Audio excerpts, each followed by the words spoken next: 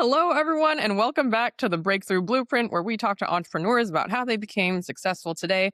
And I have with me my amazing friend Vikram, and I'll hand it over to him to introduce himself. Wow. Hi, I'm Vikram. That's all I got for you.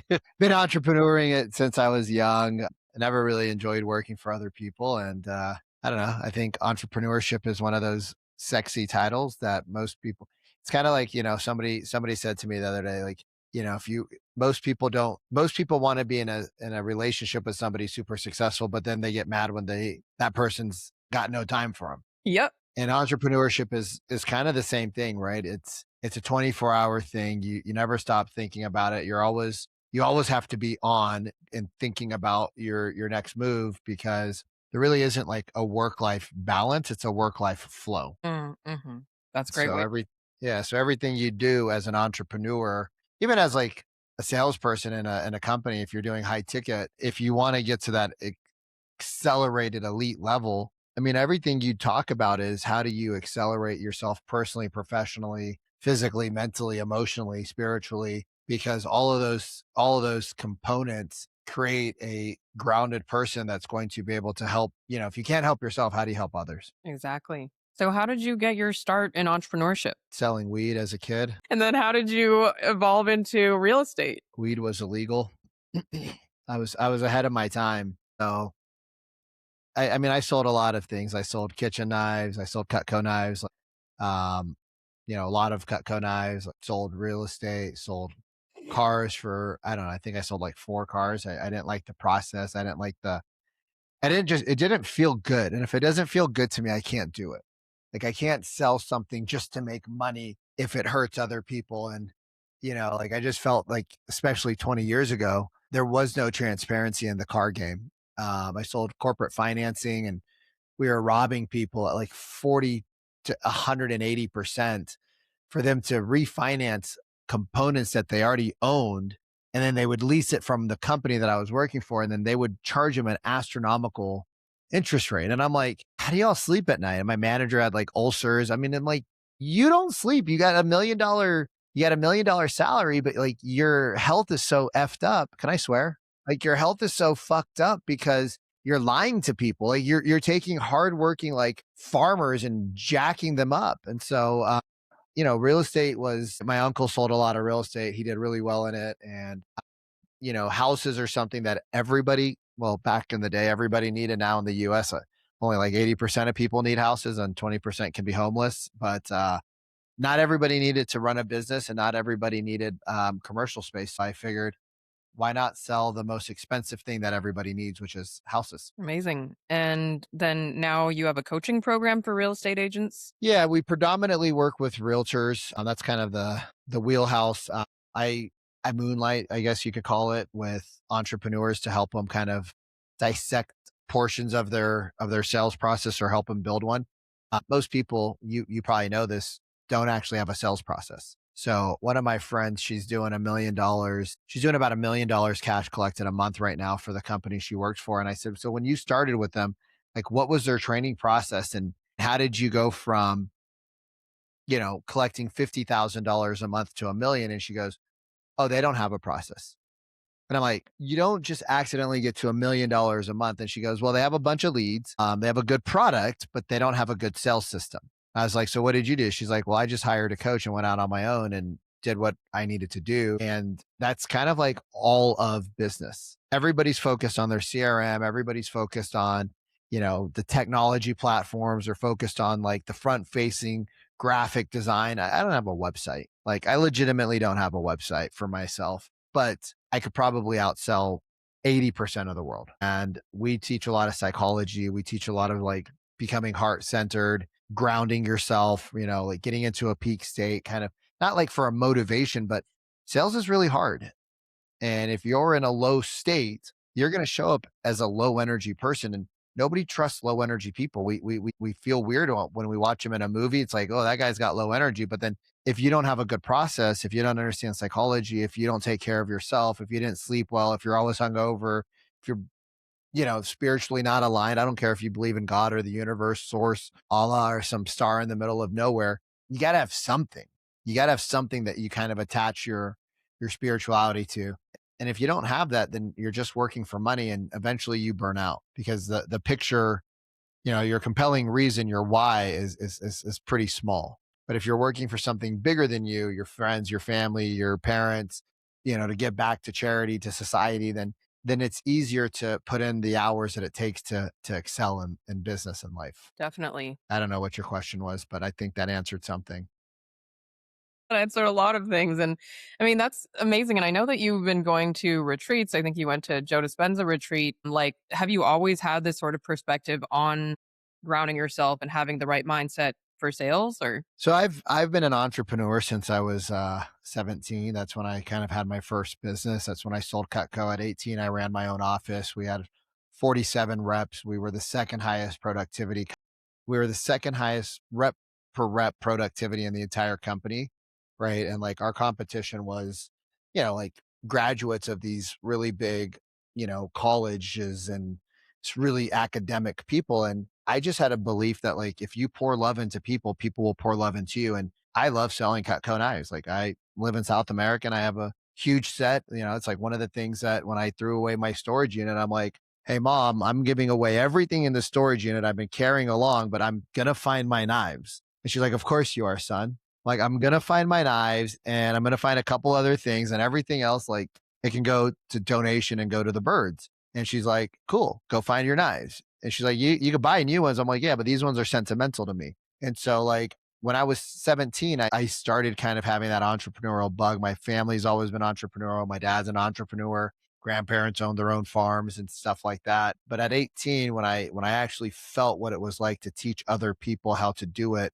right now, don't get me wrong, like I had to pick up the dog shit from the office floor because the homeless people, their dogs would shit anywhere. They didn't care. They're not picking up the dog poop. And we had to paint, we had to pay the bills, we had to negotiate the leases, right? We had to track their numbers, teach them all of the things, but the reward of being able to help other people felt so good. And even though I made less money that summer, everybody that worked for me made more money than they would have if they worked for the office, in Pasadena or, in the office in one of the bigger cities.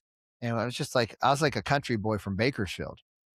And I'm like, whoa, this is pretty cool. And that was kind of the launch of the entrepreneurial journey.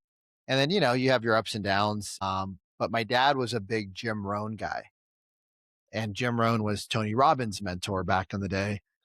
And my dad did a lot of MLMs through his business and he did really well. I remember he got flown to Hawaii for one and yeah, he like crushed it. Like he's a G. And I remember like just as a kid getting into cars with him, like whenever we'd go somewhere, he's a doctor. But whenever we'd go to a hospital, he would always put on like a Jim Rohn or he'd always put on like one of these tapes, never Tony Robbins, but one of these other guys. And there's a guy named Richard Bear that did a lot of motivation into, like introspection, kind of inspirational teachings. And I just remember his voice was so powerful. And, I would just be like, Dad, put on Richard. He's like, you mean Mr. Bear to you? And I'm like, yeah, yeah, put on my boy Richard. And he's like, all right, son, we'd listen to these things together. Personal development was kind of always in my wheelhouse. And it was because my dad got introduced to that through the MLMs that he was selling products for back in the day. that's awesome. Yeah, so Wow. we've done a lot of Tony Robbins, done a lot of Joe Dispenza. Yeah, those are the big names. There's like Mary Morrissey. I mean, just a lot of different people out there from, like again, your personal health, your spiritual health, right? Your ability to like Bedros Koulian was a coach of mine. I did the project a couple of times. Like if you don't know how to manufacture adversity in your life on a daily basis, when things hit you, which they will in entrepreneurship, you don't know what to do and you freak out. Or if you have to make a big decision, it becomes very scary. But when you've manufactured adversity your whole life and you put yourself into difficult positions, then it's like, okay, you got into a cold plunge. That must have been really hard. No, what was hard was your mom calling you when you're in Argentina and saying, hey, son, I just got a notice from the bank that says you're negative $5,000. And I also got a notice that says you owe $200,000 here. By the way, I opened up your credit cards and they're all maxed out. How are you paying for this Argentinian trip that you're currently on? And I'm like, don't worry about that stuff, mom. And she's like, I'm a little worried. I'm like, mom, it's fine. It's fine. She's like, do you want me to talk to your father? I'm like, no, no, no, no, no, no. We're good, mom. We're good. Like, this is just a short term blip. And she's like, but I'm looking at the track record here, honey. And like, I'm not that smart, but I'm not dumb. You fucked. And I'm like, I got it, mom. And so when you practice adversity, right? Like getting into a cold plunge, or I did the project with Bedros, he no longer does it, but it's 75 hours of putting yourself through hell, right? So you can break down to rebuild. But all of a sudden, like things that are hard are no longer hard because physically, if you can overcome yourself, then emotionally, you can overcome anything that the world throws at you. So I don't pray that you have tough shit thrown at you by the world, but when it does happen, because it will happen, if you are emotionally prepared, then it's not so hard. You know, like people get on sales calls like, oh, that prospect was such a bitch. Fuck this person. And I'm like, dude, that was a really nice guy. Like, why are you talking shit about him? Like, yeah, some are shitty prospects. So that was like a nice dude. Like, you were just an asshole. Like, really? I'm like, who pissed in your Cheerios? Oh, I got in a fight with my girlfriend this morning. I'm like, and that's what made you treat this person like crap? What did your girlfriend say to you? Well, nothing really.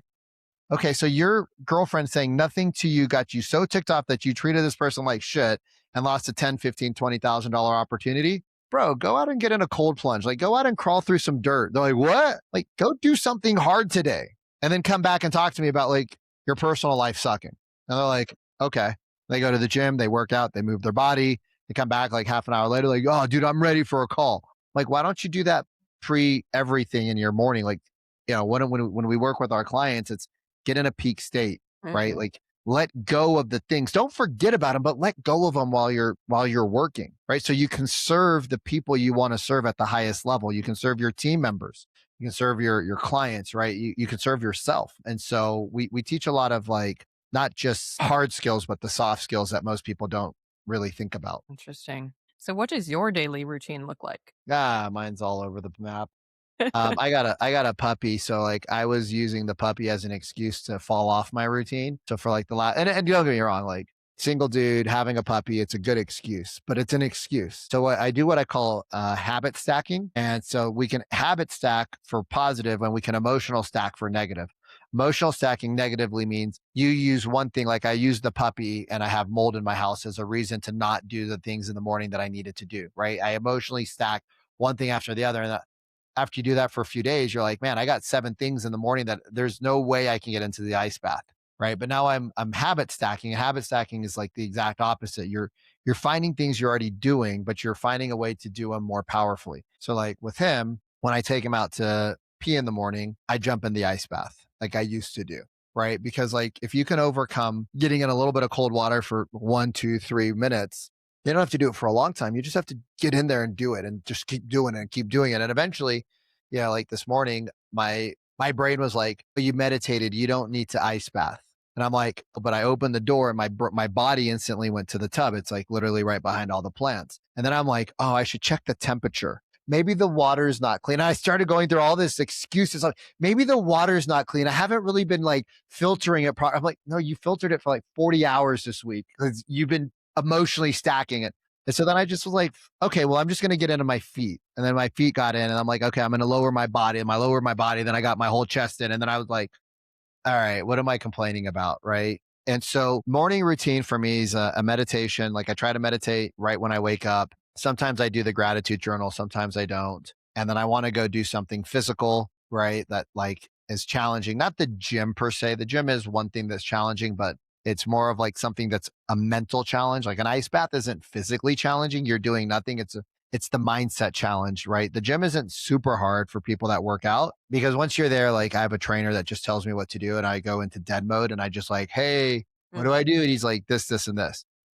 But it's the mental of getting into the ice bath that's hard for me, right? And it's never become easier. You become better, but it's never easy to like get in. Like I'm never excited about it. I'm never like, oh, raw.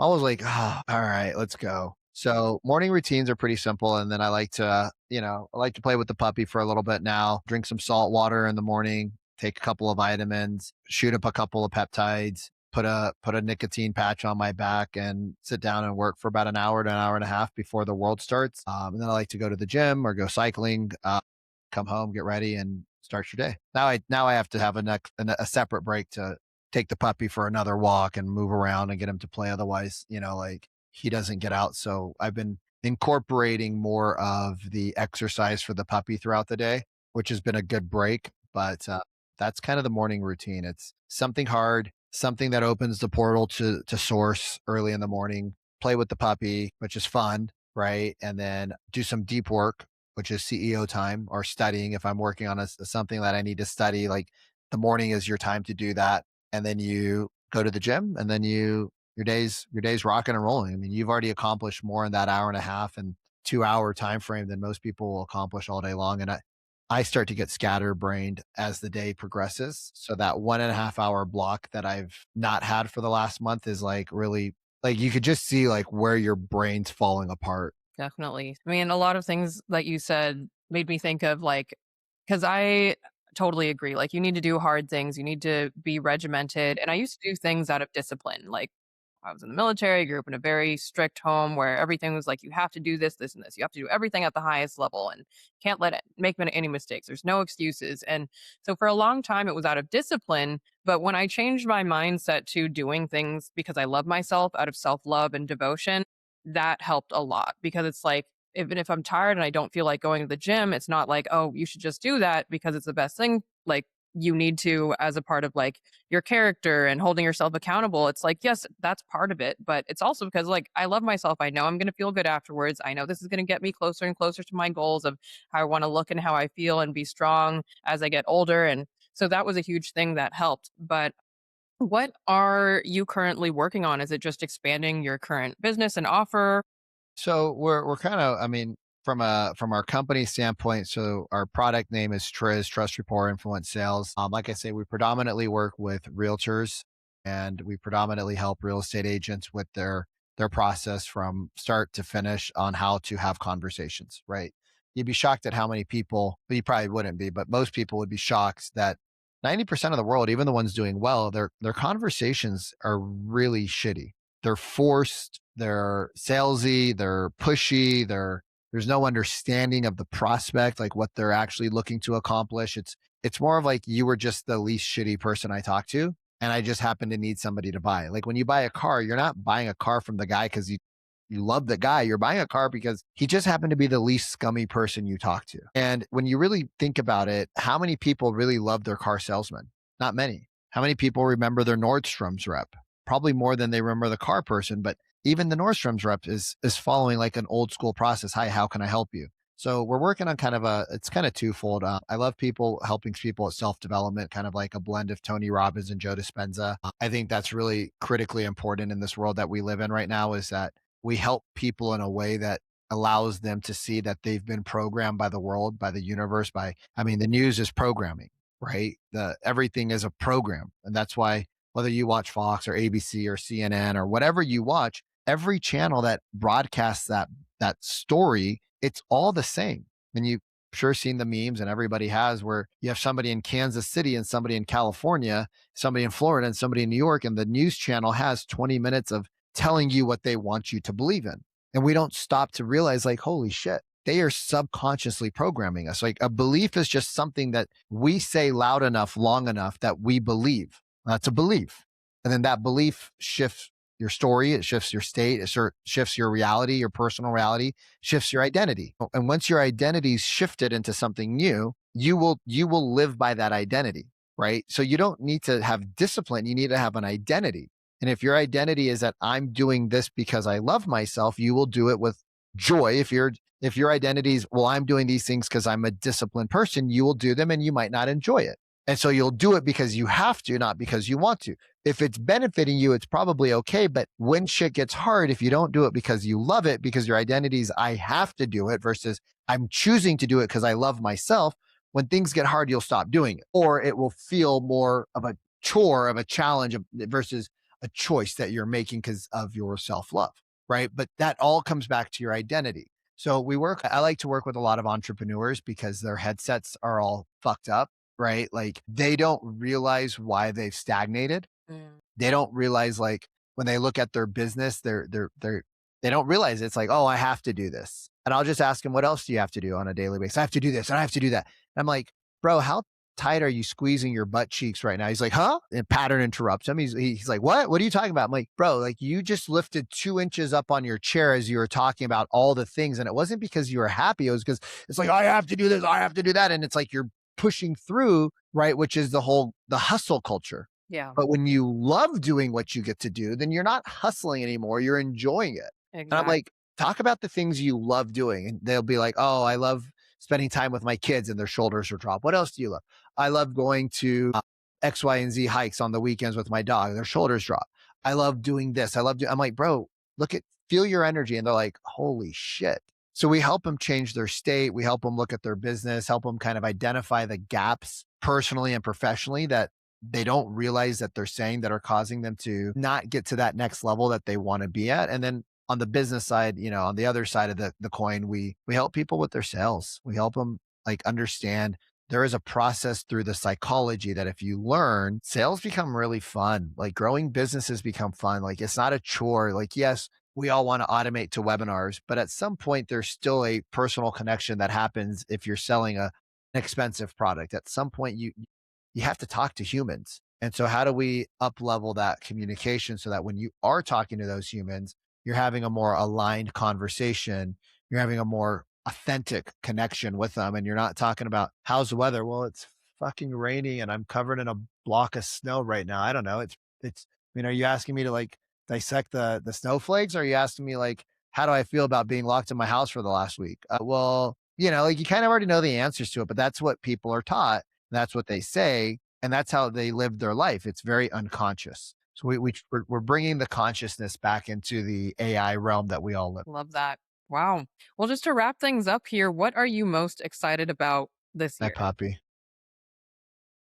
Seriously. Taking care of another heartbeat is probably the thing that excites me the most, like right now. I mean, business is always there. I'm excited to get it into AI and find a way to build a some sort of an AI component that we can tack on to our company and figure out how do we, for people that are leaving, how do we keep them in our ecosystem at a level where it's not going to be a big monthly nut to them, but we can bring in extra money and maybe like they don't even need the whole program. Maybe they just need our AI and we could just front load it with the 20,000 hours of content that we already have and it just does our job for us, right? So I'm excited about that, but like honestly, like from a personal level, just having another heart that beats that you're responsible for at this age, it's been a while. Love it.